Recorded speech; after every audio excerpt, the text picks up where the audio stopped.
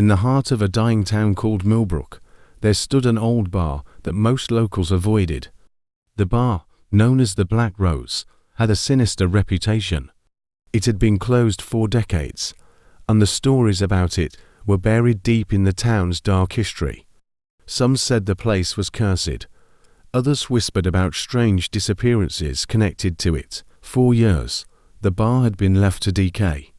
Weeds crept up its crumbling walls, and the once bright neon sign flickered weakly.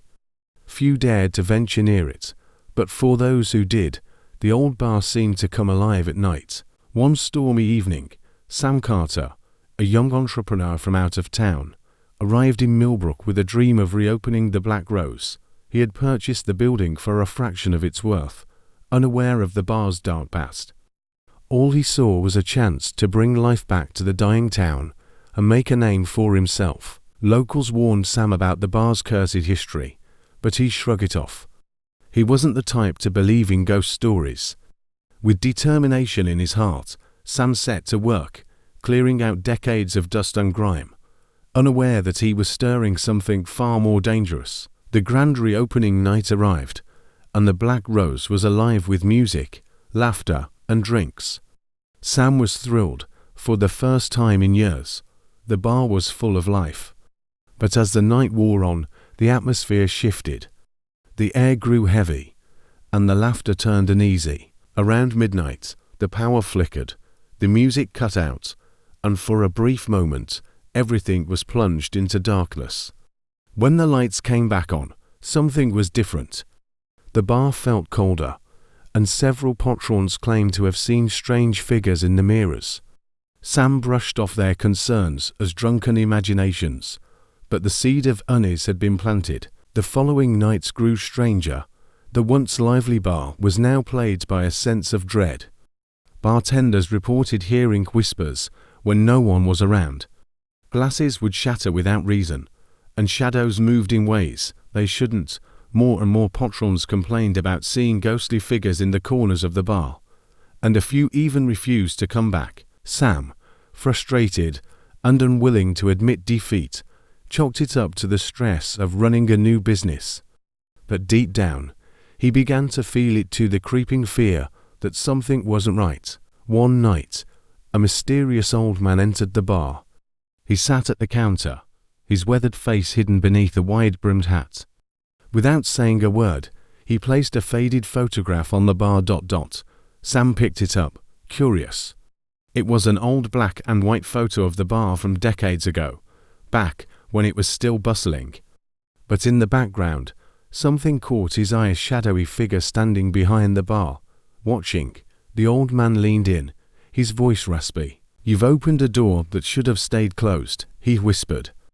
Before Sam could ask more, the old man was gone, leaving behind a sense of foreboding that refused to fade. Things escalated quickly after the old man's visit.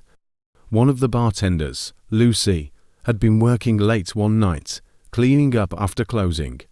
She was alone in the bar, or so she thought. As she turned to wipe down the counter, she caught sight of something in the mirror, a figure standing behind her. Her scream echoed through the empty streets, but by the time Sam and the others arrived, it was too late. Lucy was dead, her face twisted in horror, her eyes wide as if she had seen something unspeakable. The authorities ruled it a heart attack, but Sam knew better. The bar was no longer just haunted, it had become deadly. Word of Lucy's death spread through the town, and soon, the Black Rose was deserted.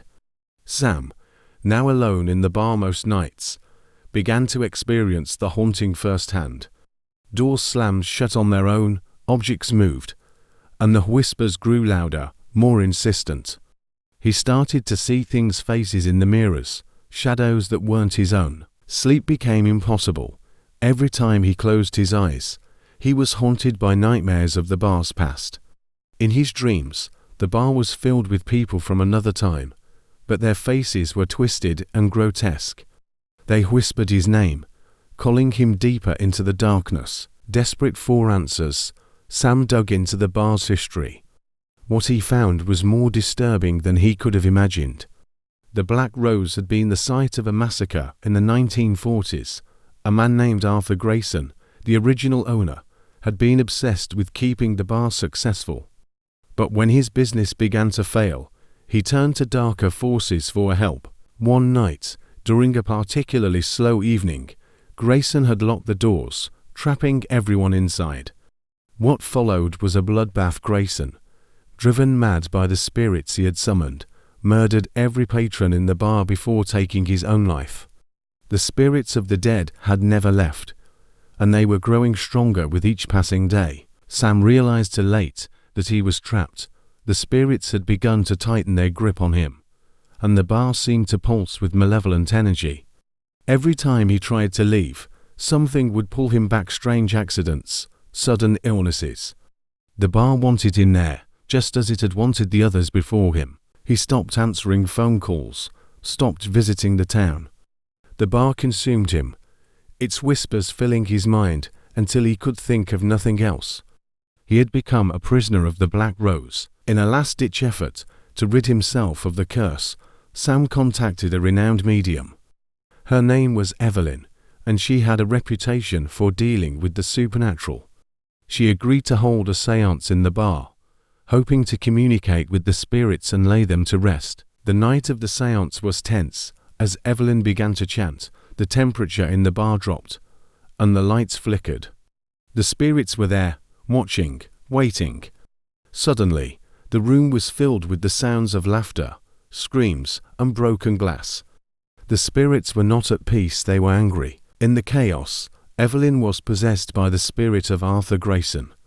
Her voice changed, deep and menacing, as she revealed the truth. Sam's arrival had awakened something far darker than just restless spirits. The bar itself was a gateway, and Sam had unknowingly opened it wider. The night after the séance, Sam knew he couldn't stay any longer. The bar had claimed too many lives, and he was next. As he prepared to leave, the bar came alive with fury. The doors slammed shut, trapping him inside. The shadows in the mirrors moved, their whispers growing into screams. Arthur Grayson's spirit appeared before Sam, his eyes burning with hatred. "You can't leave," he hissed. "You belong to the bar now."